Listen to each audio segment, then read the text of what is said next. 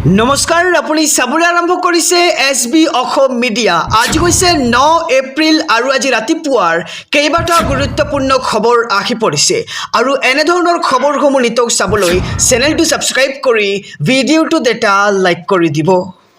জনাইছো আজি ৰাতিপুৱাৰ প্ৰথমটো ব্ৰেকিং নিউজ আৰু মাত্ৰ কিছুমান মুহূৰ্তৰ পিছতেই ৰাজ্যত আৰম্ভ হ'ব বিধানসভা নিৰ্বাচনৰ ভোট গ্ৰহণ প্ৰক্ৰিয়া। এক ডাঙৰ খবৰ জনাইছো আৰু মাত্ৰ কেইটামান মুহূৰ্ত আজি গণতন্ত্ৰৰ বৃহৎ উৎসৱ 126টা সমষ্টিত সাজু হৈছে ভোট কেন্দ্ৰ আৰু মাত্ৰ কেইটামান মুহূৰ্তৰ পিছতেই আৰম্ভ হ'ব ভোট গ্ৰহণ। ৰাজ্যজুৰি নিৰ্বাচনৰ বাবে চলিছে ব্যাপক প্ৰস্তুতি। পুৱা 7 বজাৰ লগে লগেই 126টা সমষ্টিত একেলগে ভোট গ্ৰহণ প্ৰক্ৰিয়া আৰম্ভ কৰা হ'ব। 2,50,54,463 গৰাকী ভোটাৰে কৰিব ভোটদান আৰু 126টা সমষ্টিত ইভিএমত বন্দী হ'ব 722 গৰাকী প্ৰাৰ্থীৰ ভাগ্য। এক ডাঙৰ খবৰ জনাইছো আৰু মাত্ৰ কেইটামান মুহূৰ্তৰ পিছতে ৰাজ্যত আৰম্ভ হ'ব বিধানসভা নিৰ্বাচনৰ ভোট গ্ৰহণ। 1,25,31,052 গৰাকী পুৰুষ ভোটাৰ লগতে 1,25,22,593 গৰাকী মহিলা ভোটাৰ আৰু 31,490টা ভোট কেন্দ্ৰত হ'ব ভোট গ্ৰহণ আৰু 318 গৰাকী আছে অন্যান্য ভোটাৰ। গণতন্ত্ৰৰ এই বৃহৎ উৎসৱৰ বাবে ভোট গ্ৰহণ কেন্দ্ৰত উপস্থিত হৈছে সকলো পুলিং আৰু প্ৰিজাইডিং বিষয়াসকল আৰু আজি পুৱা 7 বজাৰ লগে লগেই আৰম্ভ হ'ব বিধানসভা নিৰ্বাচনৰ ভোট গ্ৰহণ প্ৰক্ৰিয়া আৰু মাত্ৰ কেইটামান মুহূৰ্তৰ পিছতেই আৰম্ভ হ'ব ভোট গ্ৰহণ আৰু ভাগ্যৰ নিৰ্ণয় হ'ব এইবাৰ প্ৰাৰ্থীসকলৰ। ৰাজ্যজুৰি নিৰ্বাচনৰ বাবে ব্যাপক প্ৰস্তুতি চলিছে। পুৱা 7 বজাৰ লগে লগেই 126টা সমষ্টিত একেলগে ভোট গ্ৰহণ প্ৰক্ৰিয়া আৰম্ভ হ'ব।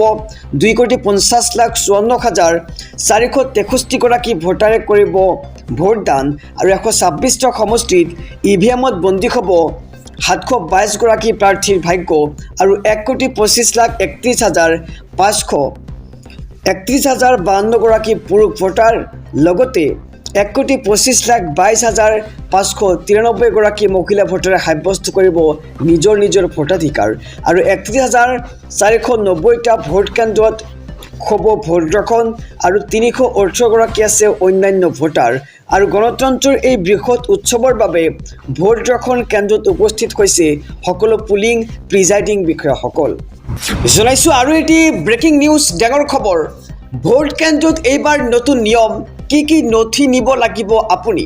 এক ডাঙৰ খবৰ জনাইছো সমগ্ৰ ৰাজ্যবাসীক 2026 বিধানসভা নিৰ্বাচনৰ বাবে আহি পৰিছে কেতবৰ নতুন নিয়ম। ৰাজ্যৰ ভোটাৰৰ বাবে আহি পৰিছে জৰুৰী খবৰ। ভোট দিবলৈ যোৱাৰ পূৰ্বে জানি লওক আপুনি এই নিয়মসমূহ আৰু আপুনি লগত লৈ যাব লাগিব কেইবাবিধ নথি। ভোটাৰ কাৰ্ড অবিহনেও আপুনি ভোট দিব পাৰিব। 12বিধ নথি পৰিচয় আৰু প্ৰমাণপত্ৰ হিচাপে স্বীকৃতি নিৰ্বাচন আয়োগৰ আধাৰ কাৰ্ড, জব কাৰ্ড, বেংকৰ পাছবুকে ধৰি Ayushman card, driving licence, PAN card, passport, পেঞ্চনৰ নথি, NTR, স্মাৰ্ট কাৰ্ড আপুনি লৈ যাব পাৰিব। লগতে আপুনি এইসমূহ নথিৰ জৰিয়তে ভোট দিব পাৰিব আৰু ইউনিক ডিজিবিলিটি ID নিব লাগিব। লগতে প্ৰথমবাৰৰ বাবে ইভিএমত থাকিব প্ৰাৰ্থীৰ ৰঙীন ফটো আৰু এটা ভোট কেন্দ্ৰত 1200 লোকৰ ভোট গ্ৰহণৰ ব্যৱস্থা কৰা হৈছে আৰু প্ৰথমবাৰৰ বাবে ভোট গ্ৰহণ কেন্দ্ৰত ভোটাৰে নিব নোৱাৰিব মোবাইল ফোন। এক ডাঙৰ খবৰ জনাইছো আজি ৰাতিপুৱা 7 বজাৰ পৰা আৰম্ভ হ'ব ভোট গ্ৰহণ প্ৰক্ৰিয়া আৰু ভোট কেন্দ্ৰৰ 100 মিটাৰ দূৰৈত থৈ যাব লাগিব আপোনাৰ মোবাইল ফোনটো আৰু ৰাজ্যৰ ভোটাৰৰ বাবে আহি পৰিছে জৰুৰী খবৰ। যদি আপোনাৰ ভোটাৰ কাৰ্ডখন নাই তেন্তে আপুনি 12বিধ নথিৰ জৰিয়তে আপোনাৰ ভোটাধিকাৰ সাব্যস্ত কৰিব পাৰিব। গতিকে ভোট দিয়াৰ আগতে আপুনি জানি লওক এইসমূহ নিয়ম।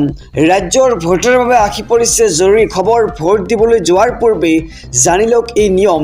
লগত লৈ যাব পাৰিব কেইবাবিধ নথি। ভোটাৰ কাৰ্ড অবিহনেও ভোট দিব পাৰিব আপুনি আৰু 12বিধ নথি পৰিচয় আৰু প্ৰমাণপত্ৰ হিচাপে স্বীকৃতি নিৰ্বাচন আয়োগৰ।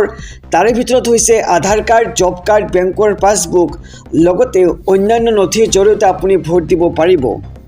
জনাইছো আৰু এটি ব্ৰেকিং নিউজ ডাঙৰ খবৰ। আজি ৰাজ্যত অনুষ্ঠিত হৈছে 2026 বিধানসভা নিৰ্বাচন আৰু ইয়াৰ মাজতে এইবাৰ মিয়াৰে ভৰি পৰিছে ৰেল আৰু বাছ ষ্টেচন। ভোট দিবলৈ বহিৰাজ্যৰ পৰা আহিছে ৰেল ভৰ্তি মিয়া আৰু বাছে বাছে মানুহ। এক ডাঙৰ খবৰ জনাইছোঁ, ভোট দিবলৈ বহিৰাজ্যৰ পৰা আহিছে হাজাৰ হাজাৰ মিয়া। ডবা ভৰ্তি ৰেল আৰু বাছেৰে আহিছে এই মিয়াসকল। ৰেল ষ্টেচন বাছ ষ্টেচনত ভৰ্তি হৈ পৰিছে মিয়াৰে। ভোট দিবলৈ অহা লোকে নাজানে অসমীয়া ভাষা।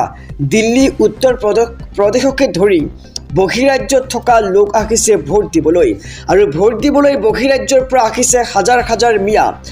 বাছ ভৰ্তি আৰু ৰেল ভৰ্তি ডবাৰে আহিছে এতিয়া মিয়া। ৰেল ষ্টেচনত আৰু বাছ ষ্টেচনত ভৰ্তি হৈ পৰিছে মিয়াৰে।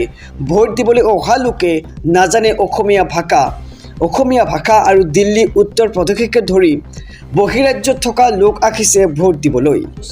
বিধানসভা নিৰ্বাচনলৈ মাজত মাত্ৰ কেইটামান ঘণ্টা বাকী আৰু নিৰ্বাচনৰ পূৰ্বেই এইবাৰ নিৰ্বাচন আয়োগৰ বহুকেইটা নিৰ্দেশনা দেখিবলৈ পোৱা গৈছে। ভোট গ্ৰহণ কেন্দ্ৰলৈ আপুনি নিব নোৱাৰিব মোবাইল ফোন। ইয়াৰ লগতে কেইবাটাও SOP জাৰি কৰা হৈছে নিৰ্বাচন আয়োগৰ ফালৰ পৰা। আমি সবিশেষ জনাইছোঁ, ৰাজ্যৰ বিধানসভা নিৰ্বাচনলৈ মাজত মাত্ৰ কেইটামান ঘণ্টা বাকী আৰু কেইটামান ঘণ্টাৰ পিছতে ৰাজ্যত অনুষ্ঠিত হ'ব বিধানসভা নিৰ্বাচন। অসমৰ জনতাই নিৰ্বাচন কৰিব নিজৰ মন পচন্দৰ প্ৰাৰ্থী আৰু ভোটদানৰ পূৰ্বে ভোটাৰলৈ নিৰ্বাচন আয়োগৰ বিশেষ নিৰ্দেশনা জাৰি কৰা হৈছে। ভোট গ্ৰহণ কেন্দ্ৰলৈ লগত নিব নোৱাৰিব আপোনাৰ মোবাইল ফোনটো আৰু 100 মিটাৰ দূৰত মোবাইল জমা দিব লাগিব। আপুনি মোবাইল জমা দি সংগ্ৰহ কৰিব লাগিব এখন বিশেষ ৰচিদ আৰু ভোটদানৰ পিছত আপুনি সেই ৰচিদখন দেখুৱাইহে মোবাইল পুনৰ ল'ব পাৰিব। আৰু BLO স্বেচ্ছাসেৱক পলিং এজেণ্টৰ নিৰ্দেশনা মানি চলিব লাগিব আপুনি আৰু সকলো ভোটাৰক শৃংখলাবদ্ধভাৱে ভোটদানৰ আহ্বান জনোৱা হৈছে নিৰ্বাচন আয়োগৰ ফালৰ পৰা। আৰু আজি ভোট গ্ৰহণ কেন্দ্ৰলৈ ৰাওনা হৈছে বহু ভোট গ্ৰহণকাৰী আৰু ভোট কেন্দ্ৰলৈ পলিং প্ৰিজাইডিং বিষয়াসহ ভোট গ্ৰহণকাৰীৰ দল দেখিবলৈ পোৱা গৈছে আৰু ৰাজ্যৰ মুঠ 31,468 ক্ষমা কৰিব, ৰাজ্যৰ মুঠ 31,486 ভোট কেন্দ্ৰৰ ব্যাপক নিৰাপত্তা বেষ্টনী দেখিবলৈ পোৱা গৈছে। আৰক্ষী কেন্দ্ৰীয় অৰ্ধসামৰিক বাহিনীক নিৰাপত্তাৰ দায়িত্ব দিয়া হৈছে আৰু কেইবাখনো জিলাৰ দুৰ্গম ভোট কেন্দ্ৰলৈ ৰাওনা হৈছে ভোট গ্ৰহণকাৰী। শিলচৰ কাৰ্বি আংলঙৰ ভোট কেন্দ্ৰলৈ কালিয়ে ৰাওনা হৈছে ভোট গ্ৰহণকাৰী। শান্তিপূৰ্ণ নিকা নিৰ্বাচন অনুষ্ঠিত কৰিবলৈ নিৰ্বাচন আয়োগৰ তৎপৰতা আজিৰ দিনটোত দেখিবলৈ পোৱা গৈছে।